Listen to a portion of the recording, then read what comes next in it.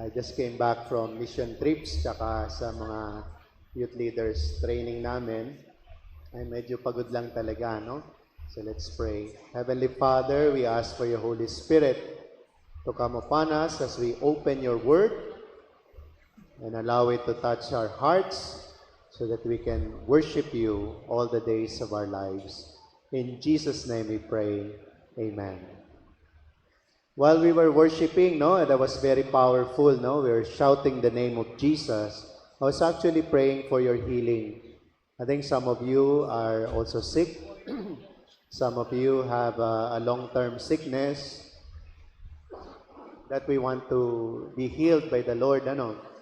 So I was really praying for you while I was worshiping the Lord. I was praying for you that you will receive healing.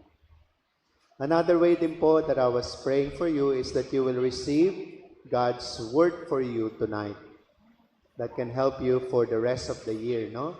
It's like a life verse. Meron kang verse sa Bible or a word from the Lord that can sustain you for 2026, no? So let's pray for that healing and also life-giving word. So may tatlong wise men, pantas in Tagalog, no? They are learned. They are the one who studies the stars and the movements of the planets. And then they notice a star. No? Nakakita sila ng parol. Nakakita sila ng star, no? And they said, this is different. This star is different. Tapos, then they also study the writings. And pag nakita yung star na yon, the newborn king, meron ng hari. Ang hari ng sanglibutan ay pinanganak na, no? The king is born. And makita nyo, the words that they use, sabi niya, no? We want to they traveled, that sabi nila, that we want to worship. They do him homage. Now, we want to worship the newborn king. So, brothers and sisters, hindi na natin kailangan maglakbay ng napakalayo. Every Eucharist, every Mass, the king is available for us. No, in consecration, when the priest prayed, "This is my body, this is my blood," the King is present. No, King Jesus is present for us. So nakakatuwa kasi si Lord yung naglakbay papunta sa atin. No, itong mga wise men, they traveled from afar to worship Jesus. Tayo naman, baligtad. Si Jesus ang lumalapit sa atin. Amen? So, worship, no? That's our focus for tonight. Why do we worship? When do we worship? And how do we worship? No? So, why? And then when? And then how?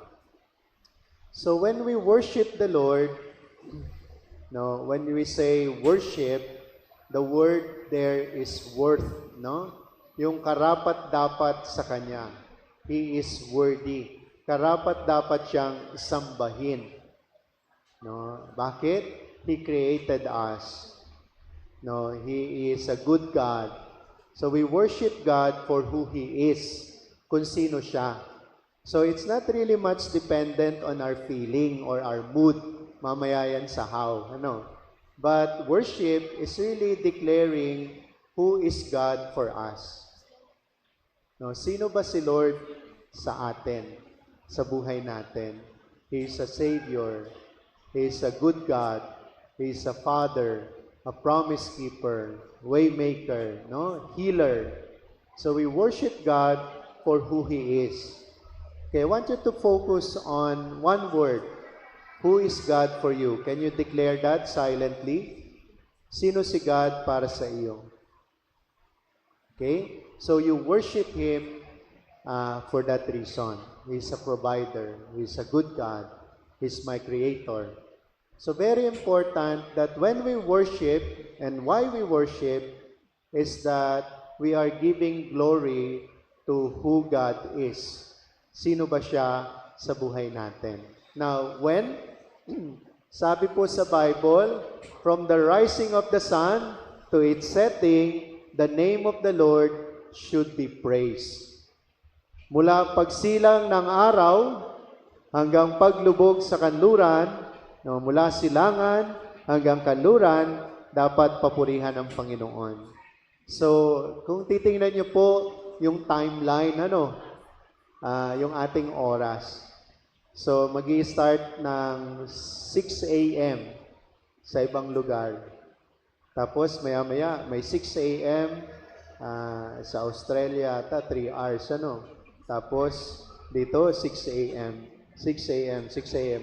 Kung makita nyo, halos umiikot ang araw, no? Sa bawat time zone, doon nagkakaroon ng sunrise. So kaya sabi niya, from the rising of the sun to its setting, the name of the Lord should be praised. Ibig sabihin, our whole day, yung buong araw natin, we should set aside, no, from the rising of the sun, unang activity natin, our first activity in the morning should be worship. Ano pong nangyayari ngayon? Pagising nyo sa umaga, anong una nyo ginagawa? Inaabot yung cellphone nyo. Kasi magbabasa kayo ng Bible. Inaabot natin yung cellphone natin. Or, unang araw kagad natin, mainit na yung ulo natin. No? Unang araw, unang oras ng araw, kung problema na kagad na isip natin. No, the first thing in the morning is worship. No, the best part of our day is pagdilat mo sa umaga, worship. No, declare who God is. Panginoon, you're a life giver. Salamat, humihinga pa ako. Let's worship. No, you're declaring who God is. Amen? Now, ito pong mga monks, they're very, they have a rhythm. Nagising sila ng 3 a.m., dadasal sila, 6 a.m., dadasal sila, 9 a.m., 12, tapos afternoon, midday, hanggang matutulog sila ng maaga. Siyempre, hindi natin kaya yung rhythm na ganon kasi we work, we study. So, ang recommendation ko po sa inyo, at least 3 times a day that you set aside morning, midday, and then evening or night. At least 3 times a day. Bakit? Di ba kumakain tayo at least 3 times a day for our body? So when do we worship? At least 3 times a day, pakainin mo yung kaluluwa mo. Kung gusto mo, may midnight snack ka pa. Mag-worship ka pa. So brothers and sisters, we are made for worship. That's why we worship, because God created our soul. Parang sabi ni Saint John of the Cross, parang balong malalim. God created our hearts. It's like a cavern, so deep. Yung balong malalim, wala kang maipupuno, kundi pag-ibig ng Diyos. So we worship, kasi we need God's presence. So kung papakainin mo yung kaluluwa mo, morning, afternoon, at saka evening. Mas maganda, the highest form of worship is the Eucharist. Siyempre, ang requirement lang ng simbahan sa atin, 10 Commandments, every Sunday. Pero, kung once a week mo lang papakainin yung katawan mo, anong tawag sa'yo? Malnourished. Diba? So, kung once a week mo lang din papakainin yung kaluluwa mo, ang tawag sa kaluluwa mo, malnourished. So, when do we worship? As often as we can. From the rising of the sun to its setting, the name of the Lord should be praised. Pero ang recommendation ko sa inyo, at least 3 times a day. Parang doctor's prescription, 3 times a day. How long, Father? How long do we worship? As long as you want. Sometimes you will have enough time that you can worship the Lord for 1 hour. Praise God. And sometimes you're so busy, you're running around, sabi mo, Lord, you can worship the Lord for 5 minutes. And then, sa gabi, matatapos na yung araw mo, you daan ka sa adoration chapel or you attend Mass, you can worship the Lord for 30 minutes. As often as you can and as long as you want. So, gets nyo ba? Kasi sometimes talaga yung buhay natin, iba-iba yung rhythm. Ito lang ang aking recommendation. Do not let one day pass without worshiping the Lord. Huwag mong hahayaang lumipas ang isang araw that you don't spend at least 5 minutes and say, para sa iyo to Lord, you are my God, you are my healer, and I thank you so much. No? I want you, Lord, please recharge my soul. Pinagpe-pray ko rin yung kaibigan ko, tulungan mo po siya. No? So, how do we pray? Meron akong 2 tips sa inyo. The first one is the prayer of the heart. Sabihin mo lang kay Lord, after you declare who God is, no? Then the prayer of the heart is that kwentuhan mo lang siya kung anong nafe-feel mo at anong nararamdaman mo sa moment na yon. Lord, galit na galit ako.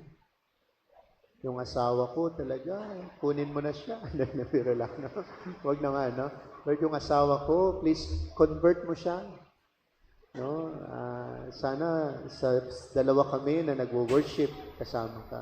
Lord, naiinggit ako kasi yung katrabaho ko na-promote na, ako hindi pa, no? See, when you are intimate with the Lord, as if you're talking to a friend. No, the prayer of the heart, yung puso mo kasi, it contains emotions, feelings. Lord, ang saya-saya ko, no?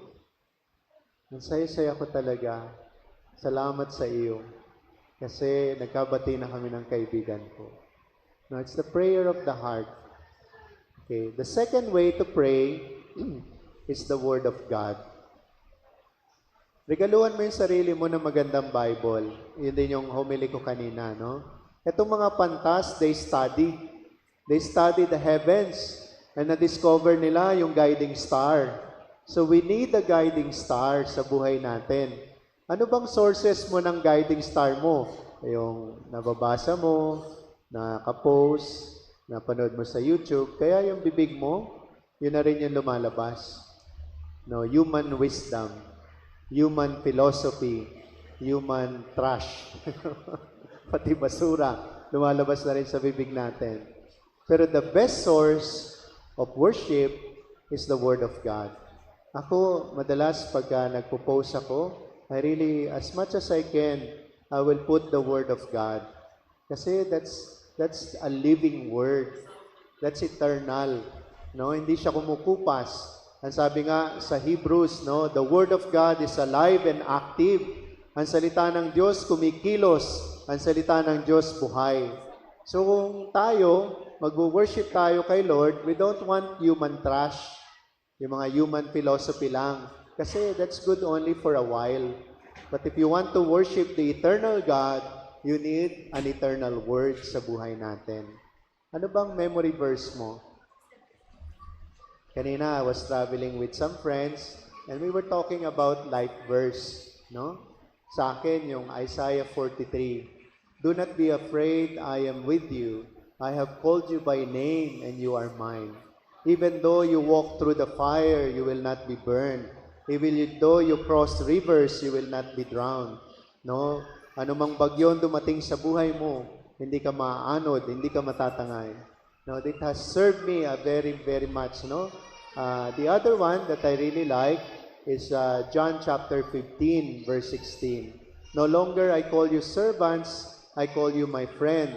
You did not choose me, but I have chosen you, and I appointed you to go and bear fruit that will last. Kaya po ako misyonero, no? You go. So talagang life verse ko yan. Pag nangihina na ako, hindi na ako makapag-worship kay God, I read them. Ikaw ba? Ano bang life verse mo? No? What's the Word of God na talagang paulit-ulit binibigyan ka ng buhay? Paulit-ulit kumikilos sa buhay mo. So I recommend that you buy a good Bible. Ha?